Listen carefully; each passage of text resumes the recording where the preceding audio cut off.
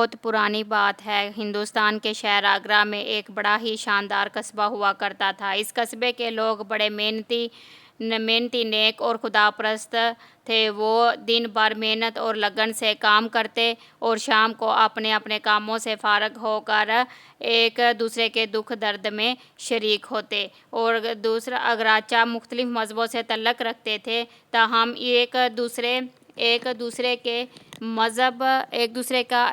مذہب کا احترام کرتے اور ہمیشہ مل جل کر رہتے تھے۔ وہ ایک دوسرے کے تہواروں میں بڑی خوشی سے شریک ہوتے اور آپس میں گلے مل کر اپنی اپنی نیک خواہشات کا اظہار کرتے تھے۔ ان کے پاس برسیوں اور میلوں کھیلوں نے تو عوامی تہواروں کی شکل اختیار کر لی۔ ان کی سماجی زندگی میں اسی رواداری اور برابری کی بدولت وہ قصہ رنگا رنگ پھولوں کا ایک گلدستہ معلوم ہوتا تھا۔ ایک بار اسی قصبے میں ایک ایسا دولت مند شخص بھی آ کر رہنے لگا جو نہ صرف احسان و مکار بلکہ اپنے دولت کے نشے میں خدا سے بھی ممکنہ طور پر وہ خطرہ ہوا تھا۔ دراصل دولت سے زیادہ شہرت کا اس کو غرور تھا، جسے حاصل کرنے کے لیے کوئی بھی حربہ استعمال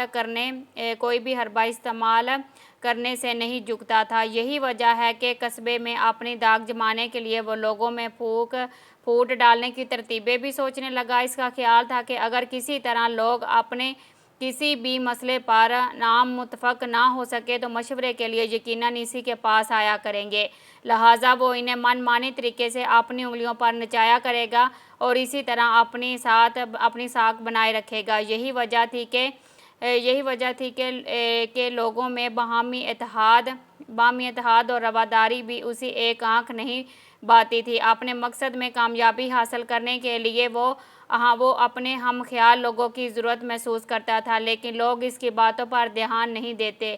البتہ جب کبھی بھی وہ اپنے گھر سے باہر نکلتا تو راستے میں ملنے والے اپنا اخلاقی سمجھ کر اسے سلام ضرور کرتے، اور اسی سے وہ اس قدر مغرور ہو گیا کہ لوگوں سے اسلام کا خراج قبول کرنا اور اپنا حق اور ان کے اسلام کا جواب دینا اپنی توہین سمجھنے لگا۔ ایک بار اس نے سوچا کہ یہاں کے لوگوں کی زندگی میں مذہب ہی تو سب سے نمایاں پہلو ہے، کیوں نہ اسی کو ذریعہ بنا کر میں لوگوں کے جذبات کو بھڑکاؤں اور انہیں آپس میں لڑاؤں۔ یہی سوچ کر اس نے عالم دین ہونے کا ڈھونگ رچنا شروع کر دیا۔ اگلے دن اسی عوامی تہوار کے موقع پر جب لوگ ایک جگہ مل کر بیٹھے تو وہ بھی وہاں آن پہنچا، اور وہ ان لوگوں سے اللہ اور اس کے متعلق طرح طرح کے بیہودہ سوال کی بوچھار کرنے لگا۔ لوگوں نے پہلے تو مناسب اور موجود تواضع سے اسے مطمئن کرنے کی کوشش کی، لیکن جب دیکھا کہ اس نے کسی سے بھی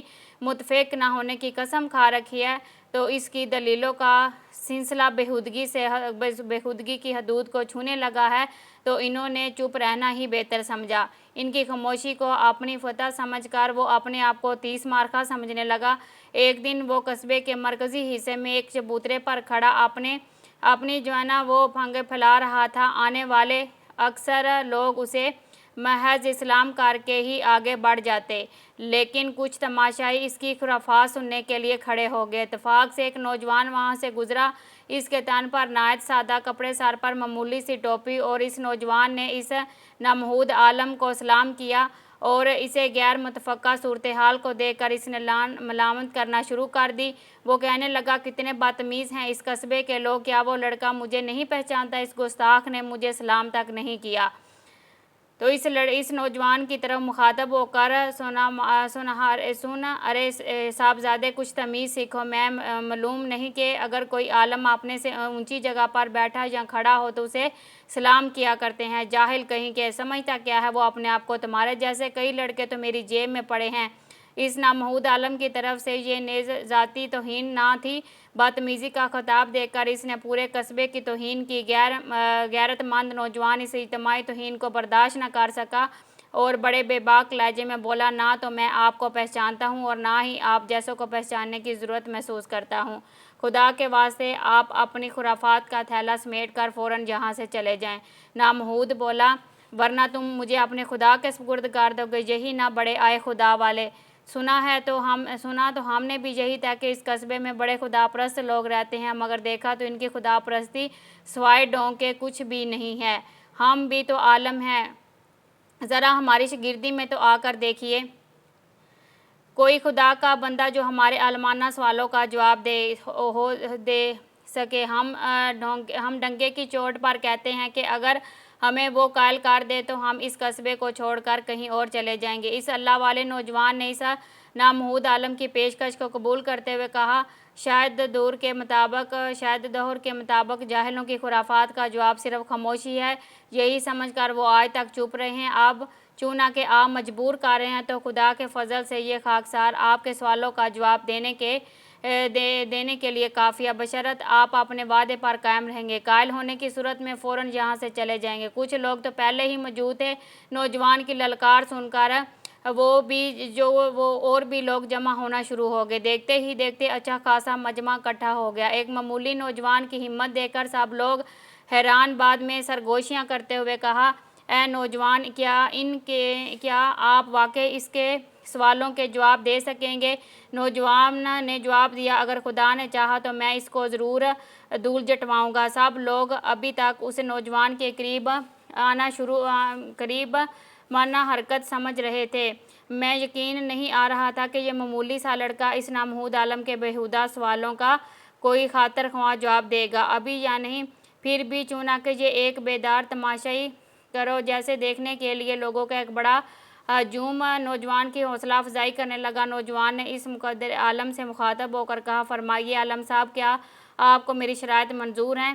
خود باضابطہ عالم بڑا خوش تھا کہ ان لوگوں کو شرمسار کرنے کا ایک اور سنہری موقع ہاتھ لگ رہا ہے۔ غرور سے بولا، برخوردار، مجھے تو شرط منظور ہے، لیکن تم ابھی بچے ہو، عقل کے کچے ہو، میرے وہ عالمانہ سوالوں کا جواب نہیں دے پاؤ گے۔ چاہو تو اپنے ابا جان کو بھی بلا سکتے ہو۔ نوجوان پر یہ دوسری بار پھر اس نے ضبط کرتے ہوئے کہا، فضول باتوں میں میرا وقت برباد نہ کریں، بتائیں آپ کا پہلا سوال کیا ہے؟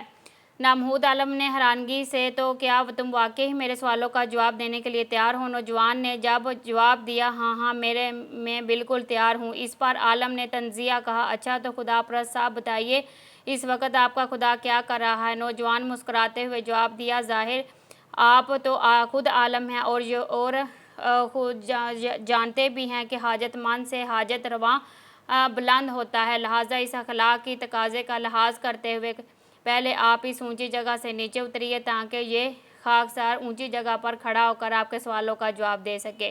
نوجوان کی بات کو مذاق سمجھتے ہوئے عالم نے مسکراتے ہوئے نیچے اترایا۔ لڑکا اس چبوترے پر جا کر کھڑا ہو گیا اور بلند آواز سے پکارنے لگا، حضور سن لیجئے، اس وقت میرا خدا کیا کر رہا ہے؟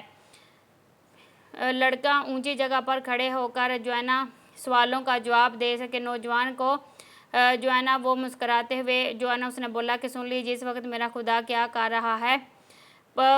خدا پرست کا رتبہ بلند کر رہا ہے اور منکر اس کے انکار کی سزا دیتے ہوئے مجھ سے کہہ رہا ہے کہ سچ کبھی جھوٹ کے سامنے نہیں جھکتا۔ سچ کے سپاہی بن کر تم ہمیشہ سچائی پر ڈٹے رہو، اور اگر کوئی اپنی عظمت کے گن گائے اسے کبھی عظیم تسلیم نہ کرو۔ یہ سنتے ہی مقبول عالم جواب اونچی جگہ پر کھڑا تھا شرم سے پانی ہو گیا۔ نوجوان کسی چبوترے سے پھر پکارا، اگر آپ اسے تسلیم کرتے ہیں تو بتائیے آپ کا دوسرا سوال کیا ہے؟ بت پرست عالم اپنے دل میں سوچ رہا تھا کہ اس بار تو لڑکے نے ہوشیاری سے کام نکال لیا، مگر اب اس کی ایک نہیں چلے گی۔ میں ایسا کمال کا سوال پوچھوں گا جس کا جواب یہ بتائے بنا نیچے اتر جائے گا۔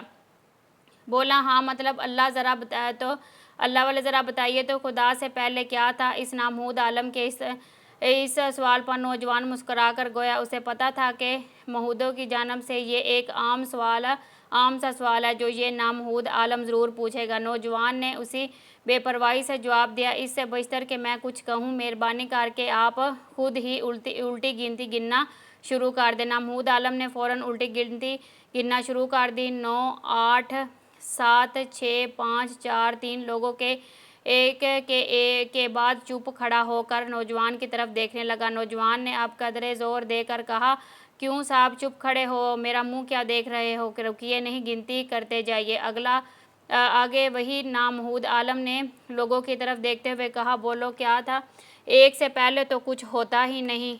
अब तो नौजवान ने मुस्कुराते हुए कहा, तो बकूल आपकी एक से पहले कुछ होता नहीं, बस यही है आपके सवाल का जवाब।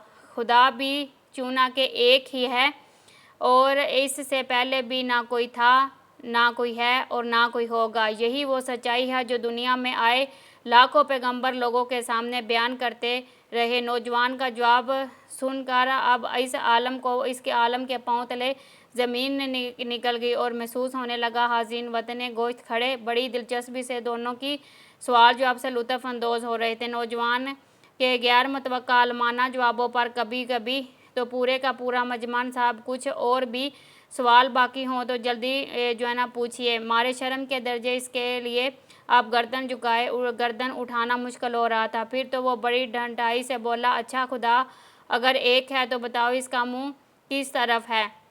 नौजवान ने अब हाज़रीन से मुखातब होते हुए कहा कि सवाल का जवाब देने के लिए मुझे एक मोमबत्ती की ज़रूरत है, जल्दी से एक मोमबत्ती का इंतज़ाम कर दे। चनाचा मोहब्बत जो है ना वो सूरत में फ़ौरन मोमबत्ती मंगवाई गई और इसको जो है ना फ़ौरन जलाया गया और फिर जल्दी से मोमबत्ती को एक ऊंची जगह पर रख कर इस आलम से ज़रा अब ये बताइए कि इस मोमबत्ती की रोशनी का रुख किस तरफ है। नामहूद आलम ने कहने लगा, रोशनी तो चारों तरफ फैल रही है। तो नौजवान ने एक फिर बुलंद आवाज़ से हाज़रीन से मुखातब होते हुए कहा, ए लोगो एक बार फिर गवाह हो जाओ कि इसी आलम साहब के मुताबिक मोमबत्ती की रोशनी चारों तरफ फैल रही है। तो सुन लीजिए, हजूर मोहम्मद सल्लल्लाहु अलैहि वसल्लम की रोशनी की तरह खुदा का नूर भी चारों तरफ फैल रहा है, लेकिन इस नूर को देखने के लिए भी ये समझ बूझ वाली आंखें होनी चाहिए। जाहिलों की आंखें बंद हैं, किसी वजह से इस नूर को नहीं देख सकते। नौजवान के जवाब के काम ना लाकर अगर गराचा वो मकतूल आलम अब अगले झुकने लगा। फिर भी आखिरी हरबे के तौर पर वो अपनी जगह से चलकर इस नौजवान के पास पहुंच गया और लोगों की नज़रें छुपाकर इसने अपनी जेब में हाथ डाला और सोने के कुछ सिक्के निकालकर नौजवान की जेब में जो है ना वो रखे और कहा, साहबजादे ये लोग अपनी सुनी सुनाई कितनी चिपनी चुपड़ी बातों का इनाम, अब मुझे सलाम करो और यहाँ से चलते बनो।